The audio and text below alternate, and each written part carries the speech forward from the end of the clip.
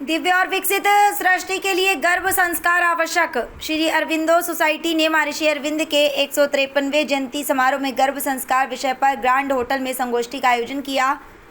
आपको बता दें कि श्री अरविंदो सोसाइटी आगरा शाखा द्वारा महर्षि श्री अरविंद जी के 153वें जन्म जयंती के उपलक्ष्य में रविवार शाम ग्रैंड होटल के गर्भ संस्कार विषय पर संगोष्ठी आयोजित की गई।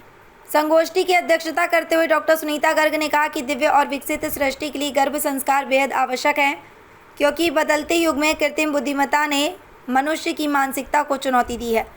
महर्षि अरविंदो ने 70 साल पहले ही बता दिया था कि गर्भ संस्कार के माध्यम से मनुष्य अपने सुपर माइंड को ओपन कर दिव्य जीवन पा सकता है।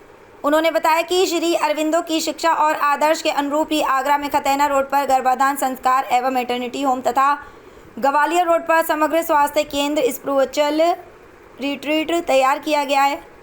समारोह में डॉक्टर अनुराधा जायसवाल मुख्य अतिथि रहीं, अरुण डंग मुख्य वक्ता रहे, राष्ट्रीय स्वयंसेवक संघ के प्रांत विशेष संपर्क प्रमुख अशोक कुलश्रेष्ठ विशिष्ट अतिथि रहे। आलोक कुलश्रेष्ठ ने स्वागत उद्बोधन और योगिता शर्मा ने संस्था परिचय दिया। डॉक्टर नीलम भटनागर, डॉक्टर शैल बाबा अग्रवाल और उमेश जी भी विशेष रूप से उपस्थित रहे। समारोह में श्री अरविंद जी को समर्पित विशिष्ट सांस्कृतिक आयोजन के साथ अरविंद जी द्वारा आवाहन नवीन भारत को तथा उनकी कविताओं को चलचित्र के माध्यम से प्रस्तुत किया गया। मोहित कुमार, डॉक्टर अंशवना सक्सेना और पूजा तोमर ने भी सांस्कृतिक प्रस्तुतियों से चार चांद लगा दिए। विजय सिंह और डॉक्टर प्रवीण गर्ग को सम्मानित किया गया। आगरा से अमन गुप्ता की रिपोर्ट।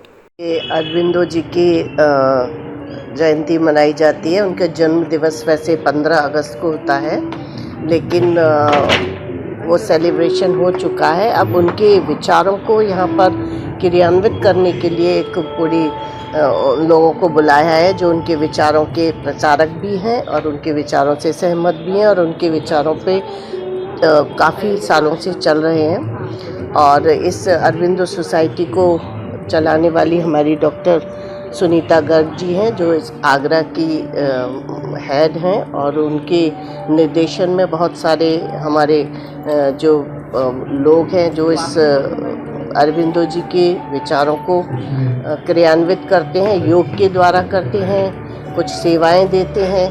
और उनकी बहुत ही अच्छी पुस्तकें हैं, जिसमें उनकी सावित्री पुस्तक बहुत अच्छी है, जिसमें कि उनकी दिव्य आत्मा से चिंतन से उन्होंने जो लिखा है वो वाकई बहुत तारीफ़ काबिल है।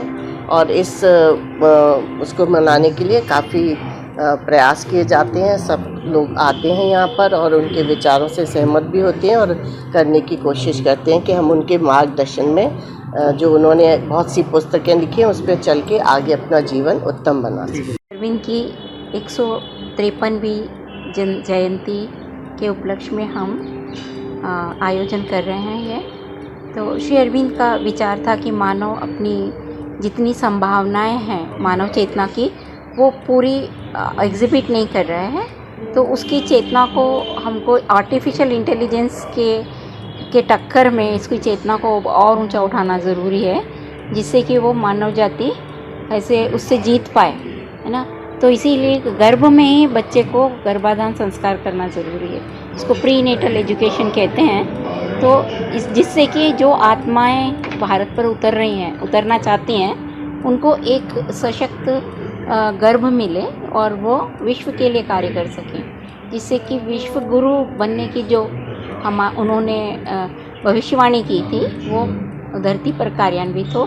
तो ये सबसे क्रूशियल समय है कि आपको इस समय बच्चे जो पैदा कर रहे हैं उस समय गर्भ में ही बच्चे को शिक्षा देनी है ना, और उसके लिए एक उपयुक्त वातावरण घर में सौहार्द का, मित्रता का, पति पत्नी में आपस में प्रेम का और शरीर में डिटॉक्सिफाई करने की ज़रूरत है। मंत्रों के द्वारा, ध्यान के द्वारा बच्चे की नर्व्स को इतने स्ट्रॉन्ग बनाया जाए कि वो पैदा होते ही अपनी स्पिरिचुअल एनर्जी को लेकर पैदा हो, जिससे कि अब ये कलयुग है पुनः सतयुग में परिवर्तित होगा। क्योंकि जसवाल हूँ और मुझे सुनीता जी ने इनवाइट किया है सेलिब्रेशन औरोबिंदो बर्थ एनिवर्सरी का सेलिब्रेशन के लिए। उनकी संस्था है गर्भ संस्कार, जिसमें मैं यहाँ पे नहीं हूँ, मैं दिल्ली में प्रैक्टिस करती थी, फिर हैदराबाद गई और अभी होम टाउन में भी एक मैटरनिटी सेंटर में प्रैक्टिस कर रही हूँ। तो वो कम्युनिकेट करती हैं प्रॉब्लम्स प्रेगनेंसी, लेबर, डिलीवरी में औरतों को क्या क्या प्रॉब्लम्स होती हैं और कैसे योगा करना चाहिए, क्या चीज़ नहीं करना चाहिए, कौन से मंत्र ज़्यादा पावरफुल होते हैं और नुकसान कर सकते हैं, हीट पैदा करते हैं, कौन से मंत्र ठीक होते हैं, ये सब हमारी डिस्कशन होती है। मैं 1999 से प्राइवेट प्रैक्टिस कर रही हूँ और मैंने ये तरीका अपनाया है, टीचिंग योगा, मेडिटेशन, प्राणायाम और एक्सरसाइजेस प्राणायाम के साथ जो करते हैं तो वो बहुत बेनिफिशियल होता है प्रेग्नेंट औरतों को एंड बेबी को। डाइट का कि पहले 3 महीने, सेकेंड 3 मंथ्स, लास्ट 3 मंथ्स में किस तरह का डाइट लेना चाहिए जिससे कि कॉम्प्लिकेशंस कम हो वो, और लेबर में हमें बिहेवियर कैसे करना चाहिए जब पेन्स होते हैं उसको नेचुरली कम करने के लिए, तो वो सब मैं